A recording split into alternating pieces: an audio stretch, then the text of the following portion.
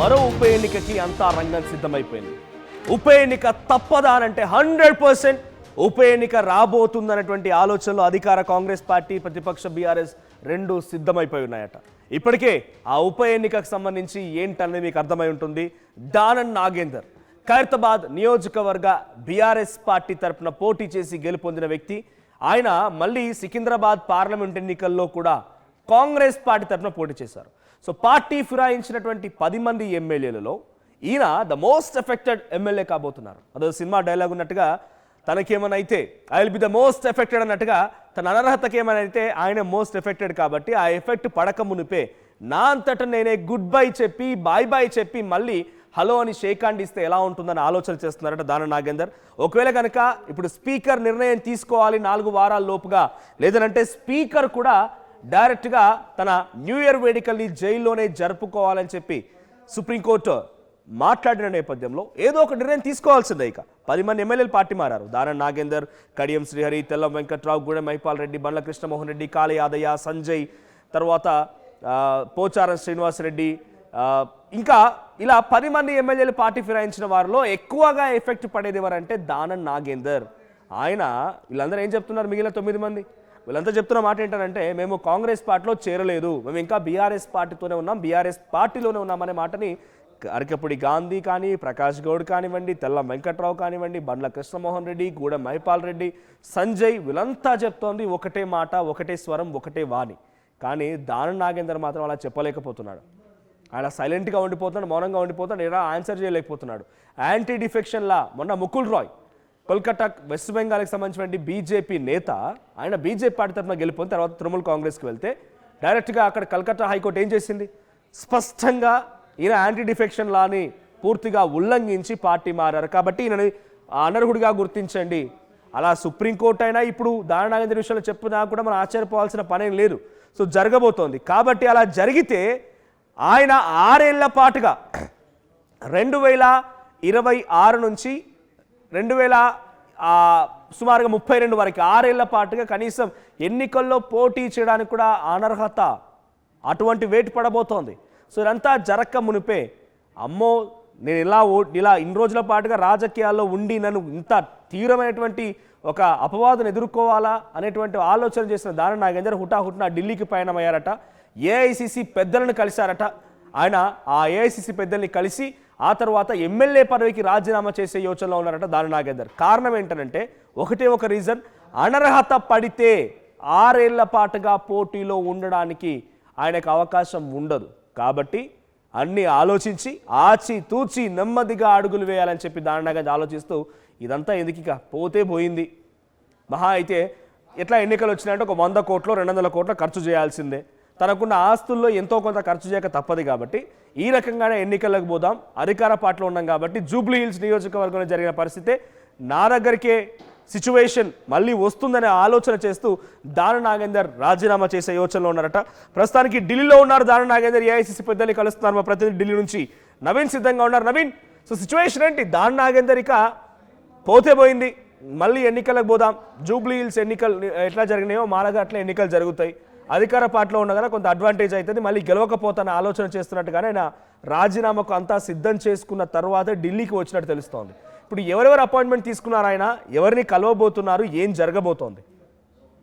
అంటే మనకున్నటువంటి సమాచారం ప్రకారం ఉదయం దానం ఢిల్లీకి రావడం జరిగింది. నేరుగా ఖర్గే నివాసంకి చేరుకొని దాదాపు 5 నిమిషాల పాటు ఖర్గేతోటి మాట్లాడినట్టు కూడా తెలుస్తుంది. తాను ఖచ్చితంగా రాజీనామా చేసేందుకు కూడా సిద్ధంగా ఉన్నా అని చెప్పేసి ఖర్గేతో కూడా చెప్పినట్టు కూడా తెలుస్తుంది. ఎందుకంటే ఇటీవల కాలంలో తెలంగాణ జరిగినటువంటి పరిణామాలు, ఇటు స్పీకర్ సంబంధించినటువంటి విచారణ సంబంధించినటువంటి అంశాలు అవన్నీ పరిగణన తీసుకొని ఖచ్చితంగా తాను రాజీనామా చేసేందుకు కూడా సిద్ధంగా ఉన్నానని చెప్పేసి ఖర్గేకి చెప్పినట్టు కూడా తెలుస్తుంది. కానీ ఇందులో ఇంకొక లిటిగేషన్ దానం పెట్టినట్టు కూడా తెలుస్తుంది. నేను ఎట్టి పరిస్థితుల్లో ఉప ఎన్నిక వస్తే ఖచ్చితంగా గెలుస్తా, ఏమైనా సరే అక్కడ ఉన్నటువంటి ప్రజలందరూ కూడా మా వైపే ఉన్నారు, కానీ ఒక అవకాశం ఇవ్వండి, మంత్రివర్గంలో తనకి చోటు కల్పించాలని చెప్పేసి ఖర్గేని దానం కోరినట్టు కూడా తెలుస్తుంది. సరే చూద్దామని చెప్పేసి కూడా ఖర్గే చెప్పినట్టు కూడా తెలుస్తుంది. కాబట్టి ఈరోజు సాయంత్రం వరకు దానం రాజీనామా లేఖం కూడా స్పీకర్ ఫార్మాట్లో స్పీకర్కి ఇచ్చేటువంటి అవకాశాలు కూడా ఉన్నట్టు కూడా తెలుస్తున్నాయి. ఎందుకంటే ఒకవైపు దానం సంబంధించినటువంటి విషయాలు కొద్దిసేపటి క్రితమే స్పీకర్ నోటీస్ కూడా జారీ అంటే జనరల్గా నవీన్ ఇక్కడ దానం నాగేందర్కు ఉన్నటువంటి advantage ఒకటి ఏంటంటే ఆయన 10 ఏళ్ల పాటుగా బీఆర్ఎస్ పార్టీలో కొనసాగిన ఆయన రాజకీయ జీవితం మొదలైంది, రాజకీయంగా ఆయన ఒక స్థాయికి వచ్చింది, ఆయనకు గుర్తింపు వచ్చిందంటే కాంగ్రెస్ పార్టీలోనే. బీఆర్ఎస్ పార్టీకి వచ్చినాక పెద్దగా పదవులను అనుభవించలేదు. ఖైరతాబాద్ నియోజకవర్గ ఎమ్మెల్యేగానే ఉండిపోయారు. ఆయన కనీసం విప్పు కూడా ఇవ్వలేదు. ఆయన పెద్దగా హైదరాబాద్లో ఎంకరేజ్ కూడా చేయలేదు. బట్ అప్పుడున్న సిచ్యువేషన్లో యాప్ట్ అనుకున్నారు, అక్కడికి వెళ్ళారు, ఆయన గెలిచారు. తర్వాత 10 ఏళ్ల పాటు కొనసాగారు. మళ్ళీ సొంత గుడికి రాగానే మంత్రి పదవి ఆశిస్తున్నారు. అది జరుగుతుందా? మళ్ళీ కాంగ్రెస్ పార్టీతో పోటీ చేసినంత మాత్రాన మళ్ళీ మంత్రి పదవి పోటీ గ్యారంటీ. ఇక ఉప ఎన్నికలు వస్తాయనేది ఎట్టి పరిస్థితుల్లో జరిగేటువంటి అవకాశం. ఒకవేళ డైరెక్ట్గా ఆయన నిర్ణయం తీసుకొని రాజీనామా చేసినా లేదు అనర్హత వేటు వేయాలనుకున్నా కూడా మోస్ట్ ఎఫెక్టెడ్ పర్సన్ ఉన్నారు కాబట్టి ఆయన జరగబోతోంది.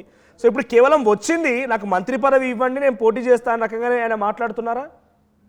ఎస్, ఖచ్చితంగా అదే ఉద్దేశంతో ఢిల్లీకి వచ్చినట్టు కూడా మనకి సమాచారం అందుతుంది. ఎందుకంటే మొదటి నుంచి హైదరాబాద్ నుంచి ఖచ్చితంగా ఒక మంత్రి పదవి దానంకి ఇవ్వాలని చెప్పేసి కూడా దానం కోరినటువంటి సందర్భం నెలకొంది.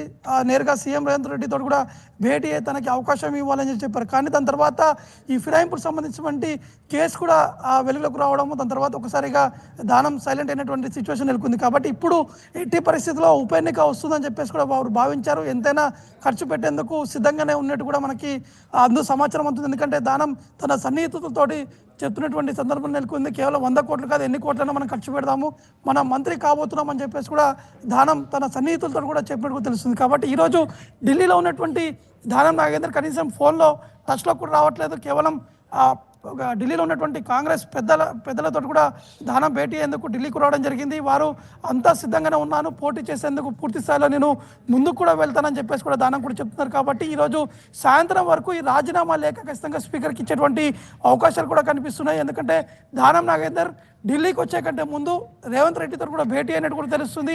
భేటీ అయినప్పటికీ ఖచ్చితంగా రాజీనామా చేయాలని చెప్పేసి ఇంటర్నల్గా ఈ యొక్క డిస్కషన్ జరిగినట్టు కూడా మనకి సమాచారం అందుతుంది. కాబట్టి ఇవన్నీ అంశాలు పరిగణన తీసుకొని దానం ఢిల్లీకి వచ్చి ఢిల్లీ పెద్దల్ని కూడా కలిసినట్టు కూడా తెలుస్తుంది. నవీన్, జనరల్గా కాంగ్రెస్ పార్టీ లాంటి ఒక జాతీయ పార్టీలో లాబింగ్స్ అనేది కామన్గా వినిపించే మాట. సో ఈరోజు ఖర్గే ధరకు వచ్చారు దానం నాగేందర్ అంటే క్షేత్రస్థాయిలో ఇక్కడ కాంగ్రెస్ పార్టీలో అధికారంలో ఉన్నటువంటి పార్టీలో మంత్రులు కానీ ముఖ్యమంత్రి కానీ వీళ్ళని కోరే వచ్చారా, లేకపోతే వీళ్ళ ప్రమేయం లేకుండా డైరెక్ట్గా తనకు యాక్సెస్ని ఉపయోగించి ఖర్గేని కలిసారా?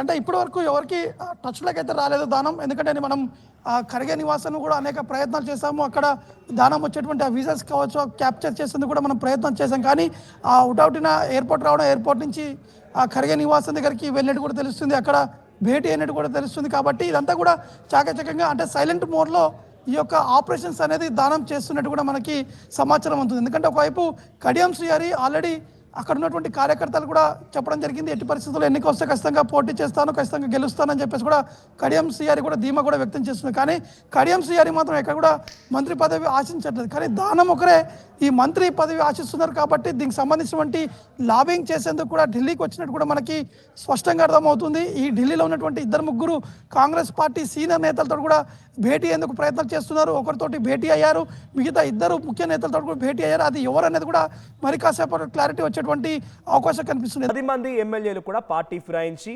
బీఆర్ఎస్ పార్టీ నుంచి కాంగ్రెస్లోకి వచ్చిన వాళ్ళు. వచ్చిన దాంట్లో అందరూ ఓకే, 9 మందికి 9 మంది కూడా మేము ఏ పార్టీలో ఉన్నామనంటే బీఆర్ఎస్ అనేటువంటి మాటని చెప్పుకుంటూ ఉన్నారు. ఎక్కడ వాళ్ళు మాట దాటేయడం లేదు, ఆ అవకాశం కూడా లేదు. ఒకవేళ కాంగ్రెస్ అని చెప్పారంటే పుసుక్కున కాంగ్రెస్ అని అన్నారంటే కథమే వాళ్ళ పని. ఎందుకంటే యాంటీ డిఫెక్షన్ లా ఇంప్లిమెంట్ అవుతోంది. ఈ మధ్య కాలంలో మరీ ఇంకా భయపడిపోతున్నారు వీరంతా. కారణం ఏంటంటే వాళ్ళు ఎక్కడ కాంగ్రెస్ పార్టీ ఫ్లెక్సీలో తమ ఫోటోలు వేయనివ్వడం లేదు, కేసులు నమోదు చేస్తున్నారు. ఎందుకు రీజన్ అంటే ముకుల్ రాయ్ అనేటువంటి ఒక వ్యక్తి కోల్కతా వెస్ట్ బెంగాల్లో బీజేపీ పార్టీ తరఫున B.Pharm పై గెలిచి తృణమూల్ కాంగ్రెస్ మమతా బెనర్జీ పార్టీలోకి వెళ్ళిపోయాడు ఆయన. ఆ ముకుల్ రాయ్ పైన కల్కట్టా హైకోర్టు నిర్ణయం తీసుకుంది ఏంటంటే ఆయన యాంటీ డిఫెక్షన్ లా మొత్తాన్ని ఉల్లంఘించారు కాబట్టి ఆయనని పూర్తిగా మేము అనర్హుడిగా గుర్తిస్తున్నాం అనేటువంటి మాటను చెప్పుకొచ్చారు. అది సుప్రీంకోర్టు. అది స్పీకర్ను పలుమార్లు ఆదేశించినా స్పీకర్ కూడా ఏం చేయలేకపోయింది. స్పీకర్ యాటిట్యూడ్ని కూడా కొంత మాట్లాడుకొచ్చిన సిచ్యువేషన్ వెస్ట్ బెంగాల్ హైకోర్టు. అయితే ఇప్పుడు ఇక్కడ ఆల్రెడీ స్పీకర్కి హైకోర్టు అవకాశం ఇచ్చింది, ఏం డిసైడ్ చేసుకోలేకపోయారు. సుప్రీంకోర్టు ఒక 2 సార్లు అవకాశం ఇచ్చింది, ఏం డిసైడ్ చేసుకోలేకపోయారు. మళ్ళీ మొన్న చర్చ జరిగితే, మళ్ళీ మొన్న విచారణ జరిగితే ఆ విచారణలో సుప్రీంకోర్టు చెప్పిన మాట ఏంటంటే చాలా క్లియర్గా మీరు కనుక ఈసారి డిసైడ్ అవ్వకపోతే నెక్స్ట్ ఇక న్యూ ఇయర్ వేడుకలు జైల్లోనే. ఇది స్పీకర్ను ఉద్దేశించి సుప్రీంకోర్టు న్యాయమూర్తి మాట్లాడిన మాట. అంటే ఇంత స్ట్రిక్ట్గా మాట్లాడంటే ఏదో జరగబోతుందని ఆశించి ఇక స్పీకర్ ఏదో ఒక నిర్ణయం తీసుకోవాలి. ఏమని తీసుకోవాలి? ఈ మిగిలిన 9 మంది ఎమ్మెల్యేలు వారంతా కూడా బీఆర్ఎస్లో టెక్నికల్గా మీరు గమనిస్తే పార్టీ కండువాలని పరమావధిగా తీసుకుంటుందా సుప్రీంకోర్టు అంటే పార్టీ కండువాలని అంత సీరియస్గా తీసుకోదు. వాళ్ళకి కావాల్సింది సింబాలిక్గా టెక్నికల్గా వాళ్ళకి కావాలి. పార్టీ కండువాలని చూసి ఈ కండువాల ఆధారితంగా సుప్రీంకోర్టు మాకు తీర్పు ఇవ్వాలంటే సుప్రీంకోర్టు పార్టీ కండువాలని ఆ కండువాలను చూసి తీర్పిస్తానైతే అనుకోలేము లీగల్గా. కాబట్టి ఎక్కువగా ఎఫెక్ట్ అయ్యేది దానం నాగేందర్కి. ఆయన కాంగ్రెస్ పార్టీ తరఫున పార్లమెంటరీ సభ్యుడు కనుక పోటీ చేయకపోయి ఉంటే ఆయనకి ఇబ్బంది వచ్చేదే కాదు. బట్ మళ్ళీ సికింద్రాబాద్ పార్లమెంటరీ ఆయన పోటీ చేశారు కాబట్టి ఆయన కొంత ఇప్పుడు మోస్ట్ ఎఫెక్టెడ్ పర్సన్గా ఉన్నారు ఆయన. సో అందుకే ఆయన అనర్హత వేటు పడితే స్పీకర్కి అవకాశం అనర్హత వేటు పడితే కనుక తప్పకుండా ఆయన మళ్ళీ ఇక 6 ఏళ్ల పాటుగా 6 సంవత్సరాల పాటుగా 2026 ఇప్పుడు రాబోతున్నారంటే 2032 వరకు కూడా 6 ఏళ్ల పాటుగా ఎక్కడ ఎటువంటి విధంగా పోటీ చేయడానికి అర్హత ఉండదు.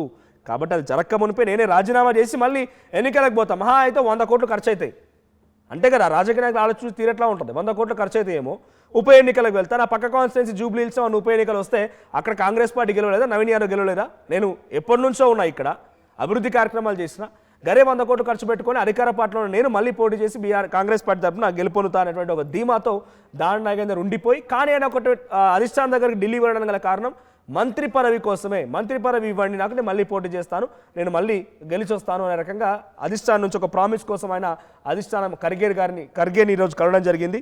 మా ప్రతినిధి మరుసిద్ధంగా ఏం జరగబోతోంది? ఖైరతాబాద్ నియోజకవర్గంలో ఉప ఎన్నికలు తథ్యమా?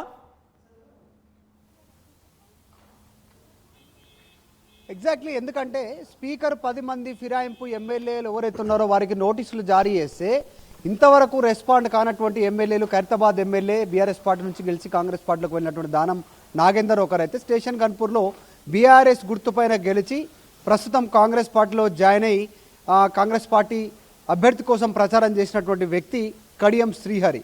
సో వీళ్ళిద్దరూ ఇంతవరకు కనీసం స్పీకర్ ఇచ్చినటువంటి నోటీసులకు రిప్లై ఇవ్వలేదు, హాజరు కాలేదు. సో వీళ్ళు రాజీనామా చేయడానికి సిద్ధమవుతున్నట్టుగా తెలుస్తూ ఉంది. దానికి ప్రధాన రీజన్ ఇద్దరు కూడా అనుచరులతో భేటీ అయ్యారు.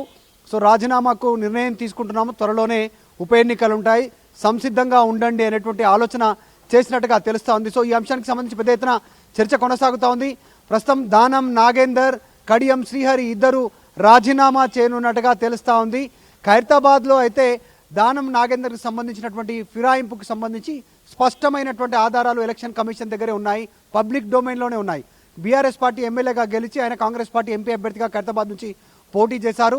సో రీసెంట్గా నిన్న జరిగినటువంటి ఇందిరమ్మ చీరల పంపిణీ కార్యక్రమంలో కూడా కాంగ్రెస్ పార్టీ కండువా కప్పుకొని ఆయన అధికారిక కార్యక్రమంలో పాల్గొన్నారు. ఆయన ఎక్కడ కూడా సమాధానం చెప్పట్లేదు, స్పీకర్ కార్యాలయానికి కానీ మీడియా అడిగేటువంటి ప్రశ్నలకు సమాధానం చెప్పట్లేదు. సో ఆయన రాజీనామా చేయడానికి సిద్ధమవుతున్నట్టుగా చాలా స్పష్టంగా తెలుస్తూ ఉంది. మనోజ్, రైట్, ఏంటి ఇప్పుడు ఢిల్లీకి వెళ్ళడానికి కారణం ఏంటి? మరి ఢిల్లీకి వెళ్ళిపోయి ఢిల్లీ స్థాయిలో ఆయన ఖర్గేని కలవడం ఇవన్నీ జరుగుతున్నాయంటే మంత్రి పదవి ఆశించి రాజీనామా చేస్తాను, నా పక్క నియోజకవర్గం జూబ్లీ హిల్స్లో గెలిచినట్టుగానే గెలిచొస్తాను, కానీ నాకు మంత్రి పదవి కావాలని పట్టుబడుతున్నారు ఆయన, మంత్రి పదవిని డిమాండ్ చేస్తూనే ఢిల్లీకి వెళ్ళారా? అంటే ఒకటి ఖచ్చితంగా అనర్హత వేటు వేయాల్సినటువంటి సిచ్యువేషన్ క్రియేట్ అయింది. దానికి సుప్రీంకోర్టు ఇన్వాల్వ్ కావడం, స్పీకర్ కార్యాలయానికి డైరెక్ట్గా స్పీకర్నే చాలా ఘాటుగా వారికి రిప్లై ఇవ్వడం, కొంత షంటింగ్ చేయడం, తలంటడం అనేటువంటిది పెద్ద ఎత్తున చర్చ కొనసాగుతుంది. మీరు చర్యలు తీసుకుంటారా తీసుకోరా, పరిమిత కాలం అంటే పరిధి అంటే ఎంత మేర, ఎంత సమయం తీసుకుంటారు, ఎంత వెసులుబాటు ఇస్తారు వాళ్ళకి అనేటువంటిది సుప్రీంకోర్టు చెప్తా ఉంది. ఒక రకంగా స్పీకర్ని అయితే డైరెక్ట్గా వార్నింగ్ ఇచ్చింది, అరెస్ట్ చేస్తాము, మీరు రాజ్యాంగానికి మించిన శక్తి కాదు, సో రాజ్యాంగం లోబడే పనిచేయాల్సి ఉంటుంది అనేటువంటి విధంగా స్టేట్మెంట్ ఇచ్చింది. మీరు వచ్చేటువంటి న్యూ ఇయర్ బయట జరుపుకుంటారా ఎక్కడ జరుపుకుంటారో డిసైడ్ కండి అనేటువంటి స్టేట్మెంటే చాలా హార్ష్ కామెంట్, చాలా ఘాటైనటువంటి కామెంట్. ఒక రాష్ట్ర శాసనసభ స్పీకర్కి ఇంత పెద్ద ఎత్తున ఇంత హార్ష్ కామెంట్ డైరెక్ట్గా సిజేఐ చేసినటువంటి పరిస్థితి. సో ఖచ్చితంగా ఆయన 4 వారాల గడువే టైం ఇచ్చింది సుప్రీంకోర్టు. కూడా ఆ లోపలనే ఆయన చర్యలు తీసుకోవాలి. 10 మంది ఫిరాయింపు ఎమ్మెల్యేల మీద 8 మంది హాజరయ్యారు. వివిధ రూపాలలో వాళ్ళు చెప్తా ఉన్నాం, మేము అభివృద్ధి కోసం ముఖ్యమంత్రిని కలిసాం, పార్టీలో జాయిన్ అవ్వలేదు, ఇంకా మేము బీఆర్ఎస్ పార్టీలో ఉన్నామని చెప్పే ప్రయత్నం చేస్తూ ఉన్నారు. కానీ వీళ్ళిద్దరూ ఇంకా రిప్లై ఇవ్వలేదు. ఎందుకంటే బలమైన ఆధారాలు ఉండడమే ప్రధానమైనటువంటి రీజన్, దానంది కానీ కడియంది కానీ. సో ఆ రాజీనామా చేయడానికి సిద్ధమవుతున్నటువంటి నేపథ్యంలో ఈయన 1 వీక్ లోపల చర్య తీసుకొని ఉన్నట్టుగా తెలుస్తూ ఉంది. వారం రోజుల లోపల ఇద్దరిపైన వేటు వేసేట విధంగా గవర్నర్ రాష్ట్ర శాసనసభ స్పీకర్ సిద్ధమవుతున్నారు కాబట్టి దాంతకంటే ముందుగానే వీళ్ళు రాజీనామా చేయనున్నట్టుగా తెలుస్తూ ఉంది.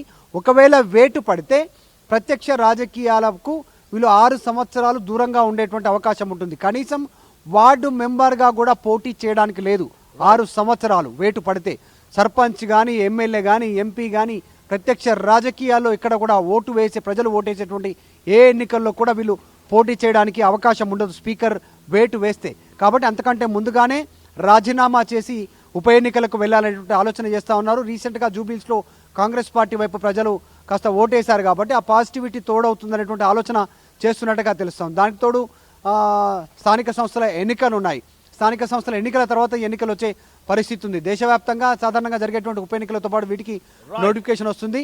అభ్యర్థి రాజీనామా చేసిన తర్వాత లేదంటే అలా వాళ్ళపైన వేటు వేస్తే ఈ ఉప ఎన్నికలకు సంబంధించి 6 నెలల లోపల ఎన్నికలు జరగాల్సి ఉంటుంది. కాబట్టి సో అంత లోపల స్థానిక సంస్థల ఎన్నికలు అయిపోయే లోపు వీళ్ళు ఎన్నికలకు సంసిద్ధంగా ఉండొచ్చు అనేటువంటి ఆలోచన మన కార్యకర్తలతో మాట్లాడుతుంది. సో దానం రాజీనామా చేయడం ఉన్నట్టుగా తెలుస్తా ఉంది. Right, thank you Madhu.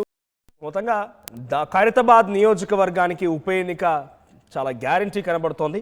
So ఇందాక మీరు అడిగినట్టుగా ఖైరతాబాద్ నియోజకవర్గంలో ఎవరు గెలిస్తే బాగుంటుంది లేదా ఎన్నికల గెలుపు ఎవరిది అనేటువంటి క్వశ్చన్ మీకు పోల్ రూపంలో అడిగితే 54% బీఆర్ఎస్ అంటున్నారు. కాంగ్రెస్ పార్టీకి వచ్చేసి 46%. సో దానం నాగేందర్ చాలా ఏళ్ళుగా అదే నియోజకవర్గంలో ఎమ్మెల్యేగా ఉంటూ ఉన్నారు. సో గతంలో కాంగ్రెస్ పార్టీలో నుంచి ఉన్నా ఇప్పుడు బీఆర్ఎస్ పార్టీలో నుంచి మళ్ళీ ఖైరతాబాద్ నియోజకవర్గాల నుంచి ఉన్నారు ఆయన. మరి జరగబోతుంది చూడాలి. దానం నాగేందర్ అక్కడ చేయడం అయితే గ్యారంటీ. ఎన్నికలు రాబోతున్నాయనే చర్చ పెద్ద ఎత్తున జరుగుతోంది. అది కూడా ఉప ఎన్నికలు 100% జరగబోతున్నాయి. కానీ మీ సపోర్ట్ ఎవరనేది మీ చేతిలో ఉంది. జూబ్లీహిల్స్ నియోజకవర్గంలో మాదిరిగానే నేను కూడా ఇక్కడ గెలుస్తాను, మంత్రి పదవి నాకు అవకాశం ఇవ్వండి అని చెప్పి ఢిల్లీలో అధిష్టానం ఖర్గే దగ్గరికి దానం నాగేంద్ర వెళ్ళినట్టు తెలుస్తోంది. సో మీ అభిప్రాయం ఏంటి? ఎవరికి సపోర్ట్ చేయాలనుకుంటున్నారు? కామెంట్ చేయండి. అసలైన తొలి వెలుగు. ఫాలో వాట్సాప్ @తొలి వెలుగు official.